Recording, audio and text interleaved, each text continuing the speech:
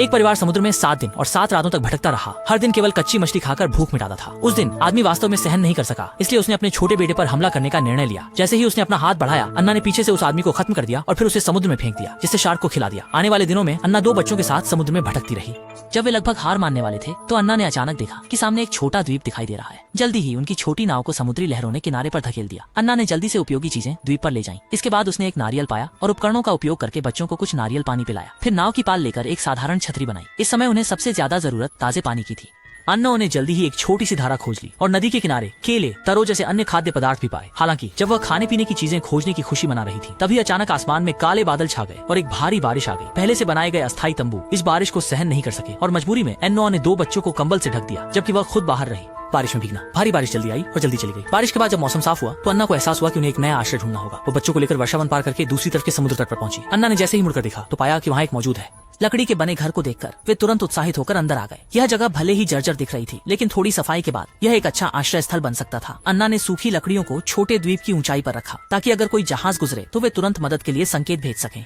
जल्दी ही अन्ना ने कुछ अच्छे जीवित रहने के कौशल सीख लिए और 2 बच्चे भी उसकी देखभाल में स्वस्थ होकर जल्दी ही किशोर बन गए। वे निश्चिंत होकर द्वीप पर खुशी से जीवन बिता रहे थे और अन्ना भी भाई बहन को आधुनिक सभ्यता का ज्ञान और मानव उत्पत्ति के बारे में सिखाना नहीं भूलती थी। इस दिन भाई बहन चट्टानों के क्षेत्र में आए और छोटी नाव को रस्सी से चट्टानों पर बांध दिया। जब वे मछली पकड़ने की खुशी में डूबे हुए थे तो उन्होंने नहीं देखा कि रस्सी पहले ही समुद्र के पानी से बह गई थी। जब तक उन्होंने देखा तब तक छोटी नाव पहले ही दूर जा चुकी थी। एक शार्क भी उनकी ओर तैर कर आ रही थी। भाई बहन केवल चट्टान पर खड़े होकर डर के मारे नहीं, बिना सोचे समझे कोई कदम नहीं उठाना चाहिए। जैसे जैसे अंधेरा छाने लगा, माँ किनारे पर चिंतित होकर इंतजार कर रही थी। शाम होते होते भाई को एक उपाय सूझा। उसने पकड़ी हुई मछली को चारे के रूप में इस्तेमाल किया और जब शार्क मछली खा रही थी तब जल्दी से नाव की ओर तैर गया और अंततः सुरक्षित रूप से नाव पर वापस आ गया।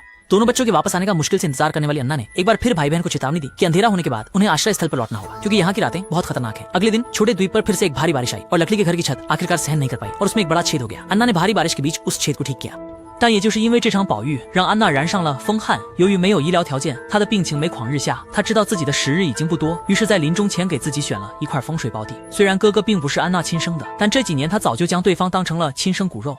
ईजा संको ने आखिरी विदाई ली और अब से केवल भाई बहन इस द्वीप पर एक दूसरे के सहारे रह गए। समय बीतता गया और भाई चार्ली एक आकर्षक और हैंडसम युवक बन गया, जबकि बहन लिली भी एक सुंदर युवती बन गई। लिली के जन्मदिन पर चार्ली समुद्र के नीचे गोता लगाकर मिले हुए मोती के खोल को खोलता है और उसके अंदर का मोती लिली को जन्मदिन के तोहफे के रूप में देता है। लिली इस मोती को बहुत संजोती है और इसे एक हेयर पिन में बदलकर अपने सिर पर पहनती है। चार्ली समय समय पर लिली को चुपके से देखता रहता है और अपनी किशोरावस्था में वह अनजाने में लिली के प्रति अलग भावनाएं महसूस करने लगता है और उसके शरीर में भी पहले कभी न हुए बदलाव आने लगते हैं। इस बदलाव ने उसे बेहद असहज कर दिया, लेकिन उसे नहीं पता था कि इसका सामना कैसे करना है। चार्ली, जिसके पास भरपूर ऊर्जा थी और कोई जगह नहीं थी उसे निकालने की, समुद्र में जाकर शार्क के साथ तैराकी की प्रतियोगिता करने लगा। वह उत्साहित होकर लिली को अपनी रोमांचक यात्रा के बारे में बता रहा था, लेकिन लिली ने गंभीरता से कहा कि इसमें खुश होने की कोई बात नहीं है, ये बहुत खतरनाक है। दोनों ने इस पर जोरदार झगड़ा किया। देखते ही देखते लिली सच में नाराज हो गई। चार्ली जल्दी से उसे मनाने गया। लिली जल्दी ही शांत हो गई। जब दोनों एक साथ मस्ती कर रहे थे तो अचानक एक गलती से वे जमीन पर गिर गए और माहौल तुरंत रोमांटिक हो गया। लिली ने तुरंत घबराकर अपना चेहरा दूसरी ओर कर लिया और विषय बदलकर इस रोमांटिक पल को समाप्त कर दिया।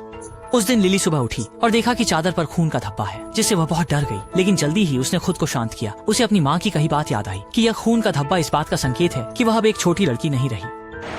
क्या तुम्हें माँ याद है?